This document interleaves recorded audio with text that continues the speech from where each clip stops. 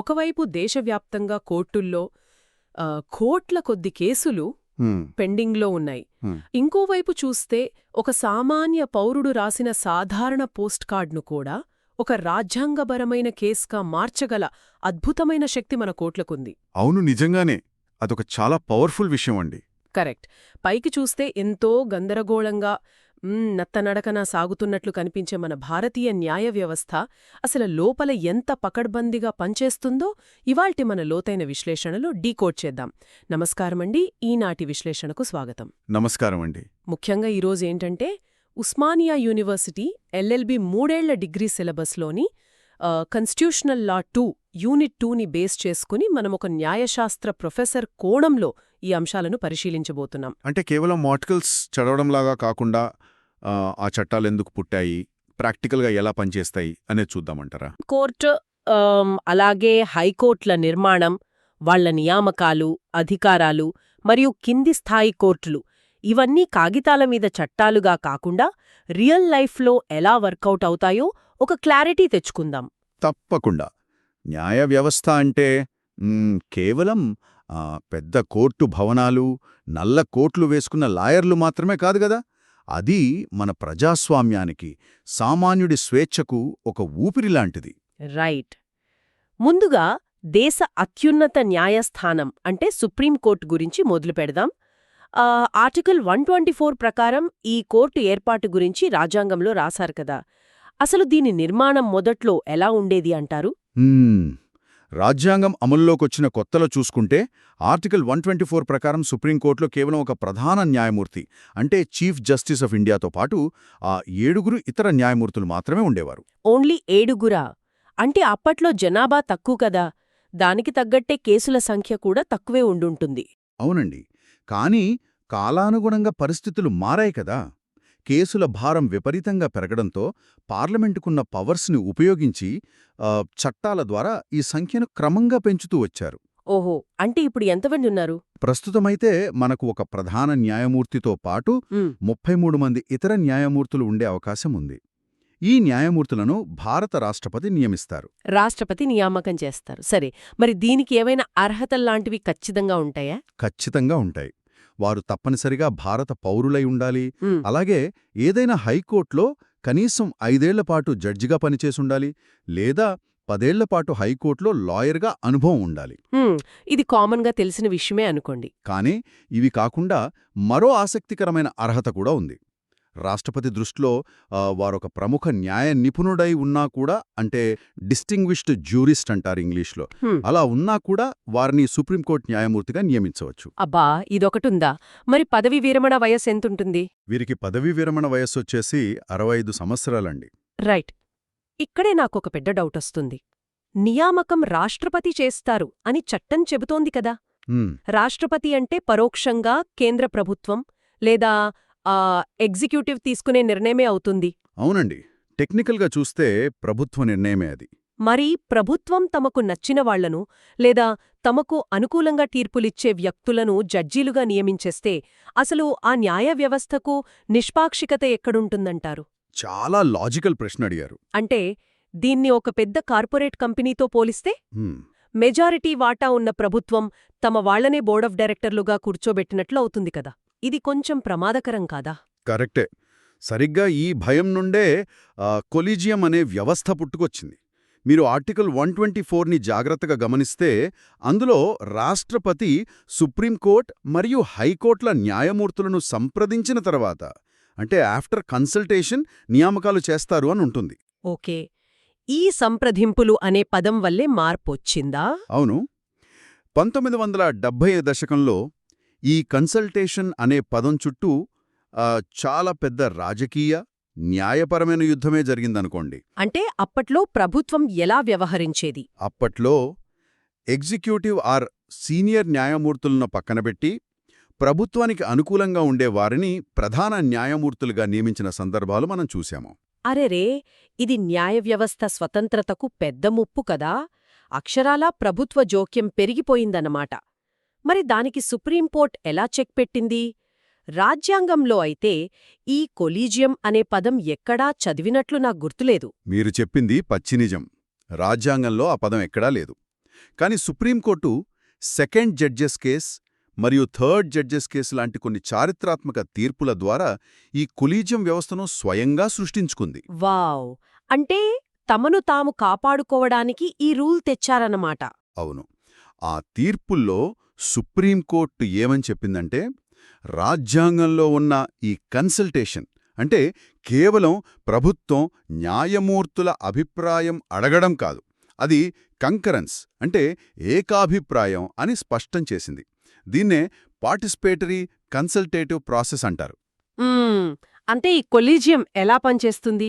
భారత ప్రధాన న్యాయమూర్తి మరియు మరో 4 సీనియర్ న్యాయమూర్తులతో కూడిన ఈ కొలీజియం ఒక పేరును ప్రభుత్వానికి సూచిస్తే ప్రభుత్వం దాన్ని దాదాపుగా అంగీకరించాల్సిందే. సూపర్!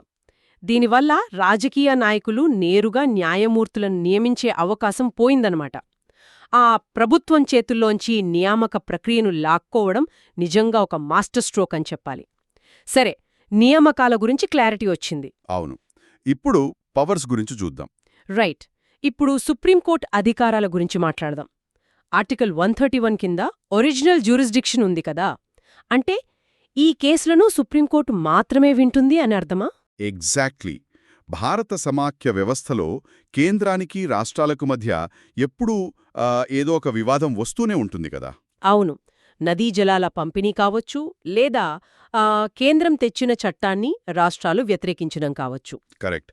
లేదా 2 రాష్ట్రాల మధ్య గొడవొస్తే వాళ్ళు ఏ హైకోర్టుకు వెళ్తారు? ఒక రాష్ట్ర హైకోర్టు తీర్పును ఇంకో రాష్ట్రం అంగీకరించదు కదా. ఒప్పుకోరు, పక్షపాతం అంటారు. సరిగ్గా ఇలాంటి కేంద్ర రాష్ట్రాల మధ్య లేదా రాష్ట్రాల మధ్య వచ్చే వివాదాలను నేరుగా ప్రప్రథమంగా విచారించే ఏకైక వేదిక సుప్రీంకోర్టు. దీన్నే ఒరిజినల్ జ్యూరిస్డిక్షన్ అంటారు. ఓహో, అంటే రాష్ట్రాల మధ్య వచ్చే పెద్ద పంచాయతీలు తీర్చే వేదికనమాట. చాలా పవర్ఫుల్. మరి సామాన్యుల ప్రాథమిక హక్కుల మాటేమిటి? వాటికి కూడా చాలా బలమైన ప్రొటెక్షన్ ఉంది. డాక్టర్ బిఆర్ అంబేద్కర్ గారు ఆర్టికల్ 32ను రాజ్యాంగానికి హృదయం మరియు ఆత్మ అని ఎందుకన్నారో కొంచెం లోతుగా విశ్లేషిద్దాం. సుప్రీంకోర్టు జారీ చేసే రిట్స్ అనగానే హేబియస్ కార్పస్, మాండమస్ అని వరుసగా లాటిన్ పేర్లు చెప్తారు కదా. అవును, వినడానికి కొంచెం టెక్నికల్గా అనిపిస్తాయి. మరి ప్రాక్టికల్గా అవి ఎలా పనిచేస్తాయో ఒక ఉదాహరణతో చెప్పగలరా? తప్పకుండాండి. ఆర్టికల్ 32 సామాన్యుడికి నిజమైన బ్రహ్మాస్త్రం లాంటిది. ఇందులో మనం ప్రధానంగా హేబియస్ కార్పస్ అనే రిట్ గురించి చూద్దాం. ఈ లాటిన్ పదానికి అర్థమేంటంటే శరీరాన్ని ప్రవేశపెట్టడం, టు హ్యావ్ ద బాడీ అంటారు. అంటే పోలీసులు ఎవరైనా తీసుకెళ్తే ప్రవేశపెట్టాలి అనా? అదే.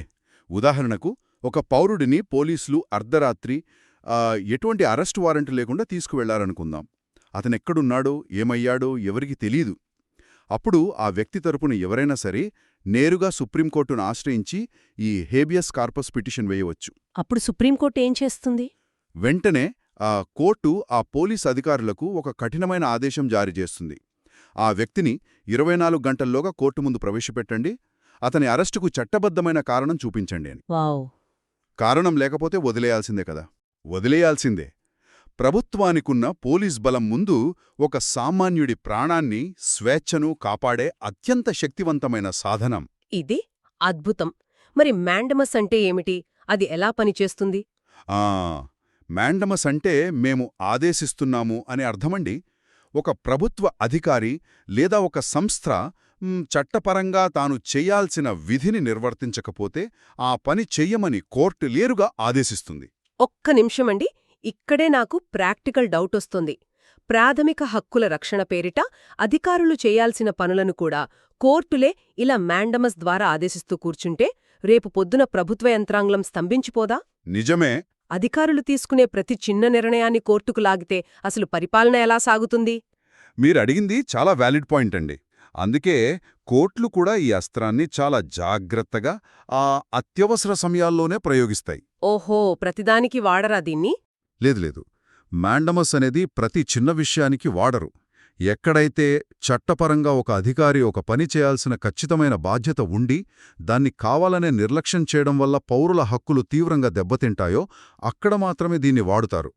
తాము ఎగ్జిక్యూటివ్ కాదు అన్న స్పృహ కోర్టులకు ఎప్పుడూ ఉంటుంది. క్లియర్. బాగా చెప్పారు. దీని తర్వాత సుప్రీంకోర్టుకు రాష్ట్రపతికి సలహాలిచ్చే అధికారం కూడా ఉంది కదా, ఆర్టికల్ 143 ప్రకారం? అవునండి. దాన్ని అడ్వైజరీ జ్యూరిస్డిక్షన్ అంటారు. ఏదైనా చట్టపరమైన సంక్లిష్టమైన విషయం తలెత్తినప్పుడు రాష్ట్రపతి నేరుగా సుప్రీంకోర్టు అభిప్రాయాన్ని కోరవచ్చు. ఉదాహరణకు 1960 నాటి బెరుబారీ కేసు లేదా ఇటీవలి అయోధ్య కేసు లాంటి సున్నితమైన విషయాల్లో సలహా కోరడం జరిగింది. అంటే ఈ సలహాను రాష్ట్రపతి ఖచ్చితంగా పాటించాలా? అదే ఇక్కడ ముఖ్యమైన పాయింట్. సుప్రీంకోర్టు ఇచ్చే ఈ సలహా రాష్ట్రపతికి బైండింగ్ కాదు, అంటే తప్పనిసరిగా పాటించాల్సిన రూల్ కాదు. కానీ దేశ అత్యున్నత న్యాయస్థానం ఇచ్చే సలహా కాబట్టి దానికి చట్టపరంగా చాలా వాల్యూ ఉంటుంది. రైట్. ఇక ఆర్టికల్ 129 ప్రకారం సుప్రీంకోర్టును కోర్ట్ ఆఫ్ రికార్డ్ అంటారు. అంటే సుప్రీంకోర్టు ఇచ్చే ప్రతి తీర్పు భవిష్యత్తు కోసం ఒక శాసనంలా రికార్డ్ చేయబడుతుంది. అన్ని కింది కోర్టులు దాన్ని పాటించాల్సిందే. ఎవరైనా పాటించకపోతే? కోర్టు తీర్పుని ధిక్కరిస్తే వాళ్లను శిక్షించే అధికారం కూడా సుప్రీంకోర్టుకే ఉంటుంది. సరే, ఇక్కడిదాకా బాగానే ఉంది. కానీ సుప్రీంకోర్టు పవర్స్ గురించి చదువుతున్నప్పుడు నాకు బాగా ఆశ్చర్యం కలిగించిన, ఒక రకంగా భయం కూడా వేసిన ఆర్టికల్ ఒకటుంది. అదేంటండి? ఆర్టికల్ 142నా? ఎస్, అదే. సుప్రీంకోర్టు తన ముందున్న ఏ కేసులోనైనా పూర్తి న్యాయం, అంటే కంప్లీట్ జస్టిస్ చేయడానికి ఎలాంటి ఉత్తర్వులైనా ఇవ్వొచ్చు అని ఇది చెప్తోంది. అసలు చట్టాల్లో లేని విషయాలను కూడా న్యాయమూర్తులు వాళ్ల ఇష్టమొచ్చినట్లు తీర్పులిచ్చేస్తే అది నియంతృత్వానికి దారితీయదా? పార్లమెంటు చేసిన చట్టాలకు ఇంక విరువేముంటుంది? ఈ అనుమానం రావడం చాలా సహజమండి. పైకి చూడటానికి ఆర్టికల్ 142 ఒక అనంతమైన అధికారంలా, ఒక బ్లాంక్ చెక్లా అనిపిస్తుంది. కానీ దీని వెనుక ఉన్న ఉద్దేశ్యాన్ని మనం ఒక రియల్ వరల్డ్ ఎగ్జాంపుల్తో అర్థం చేసుకోవాలి. చెప్పండి. మీకు భోపాల్ గ్యాస్ దుర్ఘటన గుర్తుందా? వేలాది మంది ప్రాణాలు కోల్పోయారు. ఆ సమయంలో యూనియన్ కార్బైడ్ కంపెనీ నుండి బాధితులకు నష్టపరిహారం ఇప్పించడానికి ఉన్న సాధారణ చట్టాలు, సివిల్ ప్రొసీజర్లు ఏమాత్రం సరిపోలేదు. అవును, ఆ కేసులు సంవత్సరాల తరబడి సాగాయి కదా? కరెక్ట్. సాంకేతిక కారణాల వల్ల ఆ చట్టాల ద్వారా వెళ్తే ఏళ్ల తరబడి బాధితులకు న్యాయం జరగని పరిస్థితి. అప్పుడు సుప్రీంకోర్టు ఈ ఆర్టికల్ 142ను ఉపయోగించి కంప్లీట్ జస్టిస్ అనే భావన కింద మధ్యలో జోక్యం చేసుకుని బాధిత కుటుంబాలకు $470 మిలియన్ నష్టపరిహారాన్ని సెటిల్ చేసింది. ఓ వావ్! అంటే ఒక ప్రత్యేకమైన పరిస్థితిలో చట్టం సరిపోనప్పుడు దీన్ని వాడారన్నమాట. అవునండి.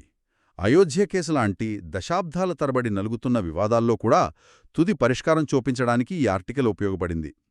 సుప్రీంకోర్టు ఈ పవర్ని పార్లమెంటు చట్టాలను ధిక్కరించడానికి వాడదు. చట్టం చేతులు కట్టేసిన చోట కేవలం టెక్నికల్ రీజన్స్ వల్ల న్యాయం చనిపోకూడదనే ఉద్దేశంతో ఒక సేఫ్టీ వాల్వ్లా దీన్ని ప్రయోగిస్తుంది. అంటే చట్టంలోని లొసుగుల వల్ల ఎవరికీ అన్యాయం జరగకూడదు అని రాజ్యాంగ నిర్మాతలిచ్చిన విశేషాధికారం అది. చాలా స్పష్టంగా ఉంది. సరే, ఇంతసేపు మనం ఢిల్లీలో ఉన్న సుప్రీంకోర్టు గురించి మాట్లాడుకున్నాం. కానీ దేశంలో ఉన్న 100 కోట్ల జనాభాను, వాళ్ల సమస్యలను ఒకే ఒక్క కోర్టు పర్యవేక్షించడమనేది అసాధ్యం కదా? పక్కా అసాధ్యమండి. ఇక్కడే రాష్ట్రస్థాయి మూలస్తంభాలైన హైకోర్టుల పాత్ర మొదలవుతుందనుకుంటా. సరిగ్గా చెప్పారు. రాజ్యాంగంలోని ఆర్టికల్ 214 ప్రకారం ప్రతి రాష్ట్రానికి ఒక హైకోర్టు ఉంటుంది. అయితే కొన్ని చిన్న రాష్ట్రాలకు లేదా భౌగోళికంగా దగ్గరగా ఉన్న రాష్ట్రాలకు కలిపి ఒకటే ఉమ్మడి హైకోర్టు ఏర్పాటు చేసే అధికారం ఆర్టికల్ 231 కింద పార్లమెంటుకుంటుంది. అంటే 2 రాష్ట్రాలకు ఒకటే కోర్టన్నమాట. అవును. ఉదాహరణకు పంజాబ్ మరియు హర్యానా రాష్ట్రాలకు కలిపి చండీగఢ్లో ఒకటే ఉమ్మడి హైకోర్టుంది చూసారా? అలా ఈ హైకోర్టు న్యాయమూర్తుల నియామకం ఆర్టికల్ 217 ప్రకారం జరుగుతుంది. ఇది కూడా రాష్ట్రపతి చేతుల మీదుగానే జరుగుతుంది. ఇక్కడ కూడా కొలీజియో ఉంటుందా అండి? ఇక్కడ భారత ప్రధాన న్యాయమూర్తితో పాటు సంబంధిత రాష్ట్ర గవర్నర్ మరియు ఆ హైకోర్టు ప్రధాన న్యాయమూర్తి సలహాతో జరుగుతుంది. హైకోర్టు జడ్జిల పదవీ విరమణ వయసొచ్చేసి 62 సంవత్సరాలు. ఇక్కడే నాకు రాజ్యాంగంలో ఉన్న ఒక విచిత్రమైన లాజిక్ గురించి అడగాలనుంది. సుప్రీంకోర్టుకు ఆర్టికల్ 32 కింద ప్రాథమిక హక్కులను కాపాడే రిట్ పవర్స్ ఉన్నాయని ఇందాక మనం విన్నాం. అవునండి. హైకోర్టులకు కూడా ఆర్టికల్ 226 కింద అలాంటి రిట్ పవర్స్ ఉన్నాయి కదా. కానీ నిపుణులేమంటారంటే దేశమంతటికీ పెద్దదైన సుప్రీంకోర్టు రిట్ పరిధి కంటే కేవలం ఒక రాష్ట్రానికి పరిమితమైన హైకోర్టు రిట్ పరిధి పెద్దది అని అంటారు. ఇది వినడానికి కొంచెం వింతగా లేదు? కొంచెం వింతగానే అనిపిస్తుంది. సుప్రీంకోర్టు కంటే హైకోర్టు పరిధి ఎలా పెద్దది అవుతోందండి? పైకి వింతగా అనిపించినా దీని వెనక అద్భుతమైన చట్టపరమైన మెళకువ ఉందండి. సుప్రీంకోర్టు వాడే ఆర్టికల్ 32 అనేది కేవలం ప్రాథమిక హక్కుల ఉల్లంఘన జరిగినప్పుడు మాత్రమే ప్రయోగించబడుతోంది. కానీ ఆర్టికల్ 226 ప్రకారం హైకోర్టులు ప్రాథమిక హక్కులకే కాకుండా ఇతర చట్టపరమైన ఉద్దేశాలకు అంటే ఎనీ అదర్ పర్పస్కు కూడా రిట్ జారీ చేయవచ్చు. ఓ ఎనీ అదర్ పర్పస్ అంటారా? అంటే ఉదాహరణకు ప్రభుత్వంతో కుదుర్చుకున్న ఒక సాధారణ కాంట్రాక్ట్ విషయంలో అన్యాయం జరిగినా, లేదా ఏదైనా పన్నుల చట్టం తప్పుగా అమలు చేయబడినా, ఇవి ప్రాథమిక హక్కులు కాకపోయినా సరే సాధారణ చట్టపరమైన హక్కుల రక్షణ కోసం పౌరులు నేరుగా హైకోర్టును ఆశ్రయించవచ్చు. రైట్. సబ్జెక్టు పరిధి పెద్దది కాబట్టి ఇక్కడ హైకోర్టు పవర్ విస్తృతమైనదన్నమాట. ఎగ్జాక్ట్లీ అండి. ఆ లెక్కను చూస్తే పౌరులకు ఏ కష్టం వచ్చినా ముందుగా ఆదుకునేది, అందుబాటులో ఉండేది మన హైకోర్టే అన్నమాట. అయితే ఈ హైకోర్టు జడ్జీల బదిలీలు అంటే ట్రాన్స్ఫర్స్ గురించి ఆర్టికల్ 222లో ఒక నిబంధన ఉంది కదా? అవును. జడ్జీలను ఒక రాష్ట్రం నుండి మరో రాష్ట్రానికి బదిలీ చేయటమనేది ఎగ్జిక్యూటివ్ లేదా ప్రభుత్వాలు తమకు నచ్చని జడ్జీలను భయపెట్టడానికి వాడే ఒక శిక్షగా మారదా అండి? ఈ అనుమానం చాలామందిలో ఉంటుంది. నిజానికి ఒకప్పుడు బదిలీల విషయంలో రాజకీయ జోక్యం ఉండేది కూడా. కాని సుప్రీంకోర్టు తన తీర్పుల ద్వారా దీనిపై ఒక స్పష్టమైన లక్ష్మణరేఖ గీసింది. ఓకే, ఎలా? జడ్జీల బదిలీ అనేది కేవలం ప్రజా ప్రయోజనాల కోసమే, అంటే పబ్లిక్ ఇంట్రెస్ట్ కోసమే జరగాలి, మెరుగైన న్యాయ పరిపాలన కోసమే జరగాలి. దాన్ని ఎట్టి పరిస్థితుల్లోనూ ఒక పనిష్మెంట్గా ప్రయోగించడానికి వీల్లేదు అని చెప్పింది. మంచి నిర్ణయం. ఏ జడ్జినైనా బదిలీ చేయాలంటే భారత ప్రధాన న్యాయమూర్తి సలహా తప్పనిసరి. ఆ సలహా కూడా కేవలం ఆయన పర్సనల్ డెసిషన్ కాదు, కొలీజియంలోని ఇతర సీనియర్ న్యాయమూర్తులతో సంప్రదించిన తరువాతే ఒక పారదర్శకమైన పద్ధతిలో జరగాలి. కాబట్టి ఎగ్జిక్యూటివ్ వాళ్ల ఇష్టానుసారం జడ్జిలను బదిలీ చేయడం కుదరదు. అది వినడానికి చాలా బాగుందండి. అయితే ఇప్పటివరకు మనం అత్యున్నత స్థాయి, రాష్ట్రస్థాయి కోర్టుల గురించి మాట్లాడుకున్నాం. కానీ దైనందిన జీవితంలో సామాన్య ప్రజలకు నేరుగా పరిచయం ఉండేవి వాళ్ల భూమి తగాదాలు లేదా క్రిమినల్ కేసులు తేల్చేవి సబార్డినేట్ కోర్టులే కదా? అవునండి, ముమ్మాటికే అవే. అంటే జిల్లా కోర్టులు మరియు కింది స్థాయి కోర్టులు. చాప్టర్ 6లోని ఆర్టికల్స్ 233 నుండి 237 వరకు వీటి గురించే చెబుతున్నాయి కదా? ఈ వ్యవస్థ నిర్మాణం ఎలా ఉంటుందంటారు? నిజానికి భారత న్యాయ వ్యవస్థకు అసలైన పునాది ఈ సబార్డినేట్ కోర్టులే అండి. జిల్లా జడ్జిల నియామకం ఆర్టికల్ 233 ప్రకారం సంబంధిత రాష్ట్ర గవర్నర్ చేస్తారు. గవర్నరా? అంటే రాష్ట్ర ప్రభుత్వం కదా? మరి ఇక్కడ వాళ్ళు ఇష్టప్రకారం నియమిస్తారా ఏంటి? లేదు. రాష్ట్ర హైకోర్టును సంప్రదించిన తరువాత హైకోర్టు ఇచ్చే సిఫార్సుల మేరకే ఆ నియామకాలు జరగాలి. దీని అర్థం చేసుకోటానికి నేనొక పోలిక వాడొచ్చా? చెప్పండి. ఒక సంస్థలో హైకోర్టును ఒక రీజనల్ ఆఫీసుగా, జిల్లా మరియు కింది కోర్టులను ప్రజలతో నేరుగా లావాదేవీలు జరిపే బ్రాంచ్ ఆఫీసులుగా అనుకోవచ్చు కదా? ఆర్టికల్ 235 చదివితే అదే అనిపిస్తోంది. కింది కోర్టులపై పూర్తి నియంత్రణ హైకోర్టుదే అని రాజ్యాంగం చెబుతోంది. ఇది ఎందుకంత ముఖ్యమంటారు? ఇది చాలా ఖచ్చితమైన పోలికండి. ఆర్టికల్ 235 ప్రకారం సబార్డినేట్ కోర్టులపై, అంటే జిల్లా జడ్జిల ప్రమోషన్లు, వారికి సెలవులు మంజూరు చేయడం, వారిని ఒక కోర్టు నుండి ఇంకో కోర్టుకు బదిలీ చేయడం, ఇవన్నీ పూర్తిగా రాష్ట్ర హైకోర్టు కంట్రోల్లోనే ఉంటాయి. దీన్ని రాజ్యాంగ నిర్మాతలు ఎంతో దూరదృష్టితో ఆలోచించి పెట్టారు. అంటే ఎగ్జిక్యూటివ్ చేతిలో ఉంటే ప్రాబ్లమా? అవునండి.